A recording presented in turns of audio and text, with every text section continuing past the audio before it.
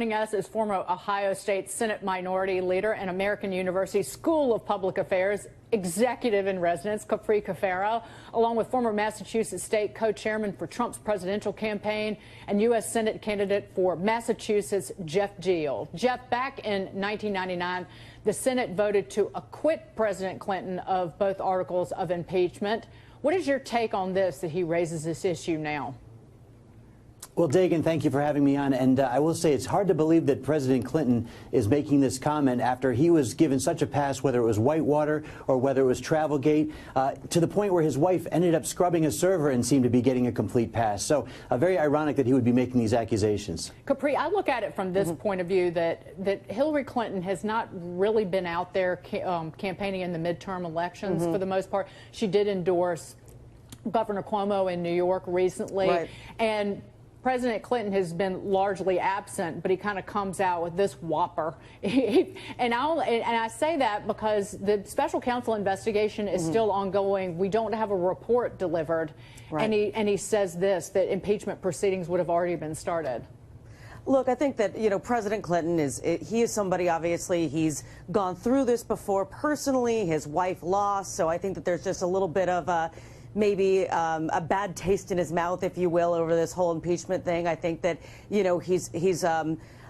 he's gone through this before, and I think that the only point, frankly, that I think President Clinton is making is that, if it was a Democratic president and a Republican Congress, maybe it would already be done, and vice versa. Look, there's a lot of concern that if the Democrats take back the House, that they could start the impeachment process. So, unfortunately, what has happened with impeachment is that it's become a political hammer more than a legal proceeding, and that's a problem. Well, given what his impeachment was, the impeachment proceedings on President Clinton, what they were related to, it was kind of curious that he wasn't pressed on his thoughts on the Me Too movement, even what Kirsten, raised the issue again of where Kirsten Gillibrand, the senator, said about President Clinton that he should have resigned. And we've gotten some commentary from him on that recently. But I mean, your take on that, because again, if you're going to talk about impeachment, let's talk about all of it, Capri. I think we also need to put some context into this interview. Apparently, Bill Clinton just wrote some sort of a political thriller with John Patterson. Yeah. So, I mean, he's doing these interviews as part of a book tour. But sure, I mean, I've always said you got to be equitable in these conversations, whether you're a Democrat or a Republican. If you're going to have the conversation surrounding this, then sure, I mean, be fair and have a conversation about the reasons behind impeachment, which were not just Monica Lewinsky, but frankly about lying, as part of a deposition. So, but it was related to the Lewinsky affair. I mean, the charges were directly related to that.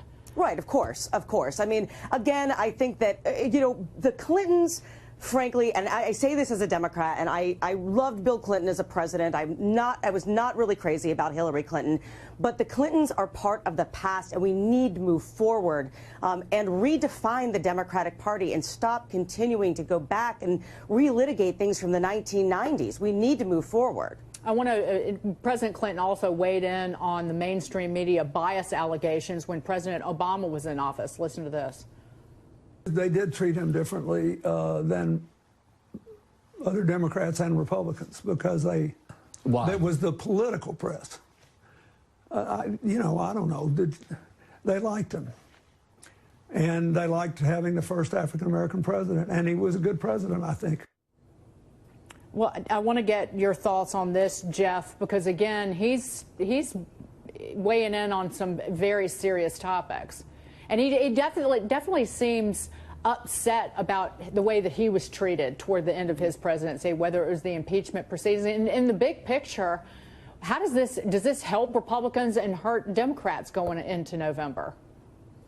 Well, I will say that Bill Clinton's absolutely right that President Obama was given a pass on many things as well. Fast and Furious, Benghazi, which was a combination of Hillary Clinton and President Obama's administration. The press seemed to just continually ignore and whitewash all that was going on there. Now, at the same time, Donald Trump can't seem to catch a break. The DOJ, the FBI, the IRS have been weaponized against conservatives for the last, I don't know how many years, and all of this pointing to, collusion within the government. comment, trying to keep Republicans from having any success.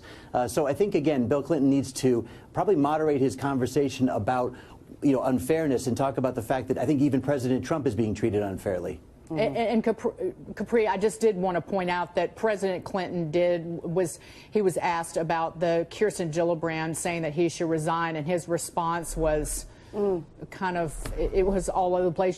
She's living in a different context and she did it for different reasons, so I just disagree with her, he said during that interview. We just didn't play the clip. But what were you going to say? What is he going to say? I mean, what does someone say to that? I mean, Kirsten Gillibrand is obviously angling to run for president in 2020, and certainly she wanted to, capture on that Me Too movement and take a stand. But what is President Clinton going to say? Yeah, I should have resigned. I mean, he's in a tough spot. But I think that conversation that we're having here is, why is President Clinton maybe not having as honest of a dialogue as I think people are maybe hoping from him? Right. Well, Philippe Reines called Kirsten Gillibrand a hypocrite. President Clinton could have done that and said, given the support that she got from the Clintons, maybe that's one word he could have used. Meantime, former Vice President Joe Biden isn't ruling out a 2020 presidential bid while he continues to campaign for other Democrats. Biden's team is said to be outlining what his campaign could look like and will likely decide by the end of the year if he will run. This is according to reporting by NBC News. Capri, your reaction to this? I said earlier, we need to move forward and we need to have some new blood into the Democratic Party. Our bench is actually pretty weak, and I come from the state of Ohio. A guy like Joe Biden really connects with my people in the Rust Belt. Coming from Scranton, he's a straight shooter, and while he is old, so is President Trump. I think that Joe Biden regrets not running in 2016. A lot of coulda, woulda, shoulda there, and I think that he has a better shot than some of the more progressive names that we're hearing, like Elizabeth Warren and the like. So it's not an ideal situation, but if Joe Biden does run, he would be certainly somebody that I would support because I think he could connect with those Trump crossover Democrats. Well, Geoff, he's certainly somebody who can talk to people who don't live on the East Coast in major cities and basically Los Angeles and San Francisco. He does know how to talk to the every man and the every woman. Yeah, no, Dagan, and I think it was interesting. My opponent, Elizabeth Warren, was in Ohio just a few weeks ago stumping for a Democrat governor's candidate because I think she's trying to grease the skids for a 2020 run, obviously. But showing that Joe Biden's out there thinking that he has a chance of running just, I think, is a good example of why Elizabeth Warren has no chance of becoming the nominee for 2020. She's done nothing for Massachusetts, no credits to take, nothing to take credit for, and now she's basically wants re-election so she can spend 2 more years doing nothing for Massachusetts. That's why I'm running this race, to make sure that people know they have a choice in November to have someone who's going to work for them down in Washington, D.C. versus someone who doesn't even have a chance to run in 2020. Capri, it was good to see you as always. Capri Cafaro. Absolutely. And Geoff Diehl. Thanks for coming on. For all the uproar over Roseanne's racist tweet, the media have been far more restrained over another outrage. Samantha Bee, the host of Full Frontal on TBS, went off on the president's daughter, as you know, for the sin of posting a picture with her child with the worst word in the English language that you can use against a woman. Ivanka, that's a beautiful photo of you and your child, but let me just say, one mother to another, do something about your dad's immigration practices, you feckless. He listens to you. Put on something tight and low cut and tell your father to stop it. After the White House denounced her, Bee said this on Twitter: "I'd like to sincerely apologize to Ivanka Trump and to my viewers for using an expletive on my show to describe her last night. It was inappropriate and inexcusable. I crossed the line and I deeply regret it." Joining us now, Emily Jashinsky, commentary writer for the Washington Examiner, and Richard Fowler, a radio talk show host and Fox News contributor. Emily, until the White House denounced Sam Bee's language as vicious and vile, I read all the media reports on this. They were all like, wow, did you see what Sam said? not reaching the Roseanne level of outrage until maybe later. Some of the initial media reports were almost like, in some of the liberal outlets, were almost applauding her, like, oh, this is kind of funny. And so that was really interesting. And I actually don't think, I'm glad you played the second part of that clip, because most people stopped it after she used that word. Yes. And it goes on to get, I mean, I think also very inappropriate. And so what's interesting about all this is I don't think Samantha Bee would have ever had to apologize. I don't think we would still be talking about this. I certainly don't think she would have had the will to apologize if it hadn't happened in such proximity to the Roseanne Barr incident. Which actually makes it all the more, I guess stupid would be the right word, to do that and do it in a pre-taped segment. And by the way, you know, they were initially proud of it. The executive producer, Miles Kahn, wrote, so, feckless C word seems to be trending. Now, some others have denounced it, CNN, Brooke Baldwin, and others, but do you think she would still be employed if she had used that awful word against, I don't know, Michelle Obama? Well, I mean, I think this is, the word is vile, right? Let's start there. And, and I think what makes it even more interesting is I think you're right, Howard, in that the only reason why we're having this conversation about Samantha Bee is because it happens so close to Roseanne, which has allowed conservatives to point to this double standard. But I don't think you can conflate the two cases, and the Roseanne case in particular. And if you talk to folks at ABC, they will tell you that Roseanne, not only does she have a history of bad behavior, but since getting the show, she has been warned about her behavior over and over and over again. So this is like sort of the third strike for Roseanne, which allowed them to say, you're out the door. In Samantha Bee's situation, is her language vile? Absolutely. But the case is different here because we don't know what is happening between her and the TBS executives. But is it vile? Is it wrong? Is there a double standard that the conservatives can point to? I think there might be here. I agree that they're different. But I don't think that lets Samantha Bee off the hook. And especially you pointed to the second part where she says, put on something tight and low cut and tell your father to change his effing immigration policy. That is the same low blow that Bill Maher did a few while back about joking about an incestuous relationship. And somehow, like, it's okay to do that to the president's daughter? Yeah, actually, none of this was a dramatic departure from the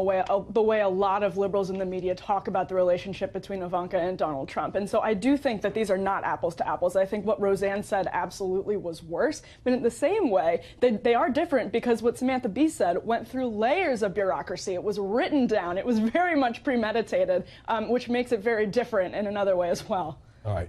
Let me move on to the case of Joy Reid, MSNBC weekend host, and she had already apologized for some decade-old posts on her blog that were very, very homophobic, I mean, really offensively homophobic. And now she's apologized again, among other things. She seems to have been years ago a 9/11 truther. She was promoting an Alex Jones film, charging that the 9/11 attacks were carried out by the U.S. government. Richard? I mean, I think the blog post is pretty insane.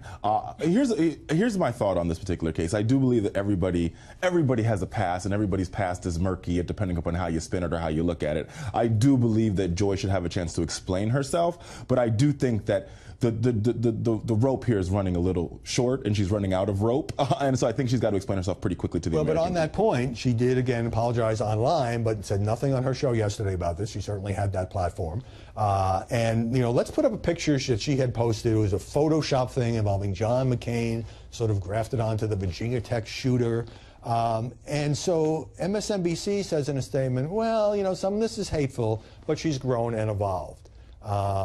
No real accountability. I mean, it's a long time ago, but there's so much of it, Emily. Yes. And at first, I was willing to give her the benefit of the doubt and say, you have evolved. We should absolutely have room for that. It's been more than 10 years in some of these cases, but it's turned out to be so much. And the worst part, and what I cannot wrap my head around, is the fact that she pretty much clearly fabricated a cover-up story about hackers, and she's supposed to be a journalist, and MSNBC is running ads touting her as one of their stars, one of their star journalists, and still hasn't gotten around that. Even you would probably say that if somebody had said half of this stuff who worked for a conservative news organization, there would be a far bigger uproar than there's been about Joy Reid. Well, let me say this from a broader context. I think we're currently living in a society where it's become so tit for tat that it's like everybody deserves. It's like almost like Oprah, but instead of like handing out cards, we're handing out red slips. Like you get fired, everybody gets fired. Well, there's a lot of bad stuff going on in the culture. Absolutely, and I think we've got to at some point in our country and in our culture, we've got to come to this point of reckoning that says what's fireable and what's not fireable, because now it's become on the left and on the right. It's you're fired. We want somebody fired. And everybody's getting fired. It's sort of up we're not really sure why. To the news organization involved. But when President Trump says Disney has a double standard because they did fire Roseanne on its ABC unit, ESPN, which is owned by Disney, took no action against Jamel Hill, the sportscaster, when she called Donald Trump a white supremacist. And then Keith Olbermann has just been given an expanded role on ESPN. Here is just some of what he has said about the president. Trump is indeed effing crazy. As mindless and as evil as the baboon's policy is, it can and will be rolled back sooner or later. Congenital disease, drug use, any of a dozen post-concussion traumas, Alzheimer's, senility. Now, Olbermann didn't say this on ESPN, but that's okay with Bob Iger, and Olbermann gets a bigger role on the sports network? Yeah, and I mean, I agree with this larger point about partisan bloodthirst and the tit-for-tat battle. I definitely agree with that. But if what Joy Reid has done is not, when we're trying to find this line as to what's fireable, if that's not fireable, what is? I mean. But Olbermann, you know, who used to command a big audience on MSNBC, he's called Trump a Nazi and a traitor, and it doesn't seem to hurt his career. Well, I mean, listen, I think Keith Olbermann is problematic. I think that language is problematic. But I really feel as though, and going back to my previous point, is we as a country have to figure out, one, we've got to bring civility back. I think it's somewhere in the middle of the Atlantic Ocean right now. All right, I'm good on that. But you can't impose a standard, because every media organization has to search its conscience. Absolutely. When a star does this. And how are we supposed to get back to civility when Samantha Bee is getting awards for advancing social causes? I mean, she got an award the other night, and she accepted it for advancing. Yeah. I think she's sorry for the word, but I don't think she's sorry for the sentiment involved, and I think that's troubling. Great discussion. Richard Fowler, Emily Jashinsky. There's a lot more reporting on pundits and comedians sliming Ivanka, by the way. My book, Media Madness, Donald Trump, the Press, and the War Over the Truth. I really go into it.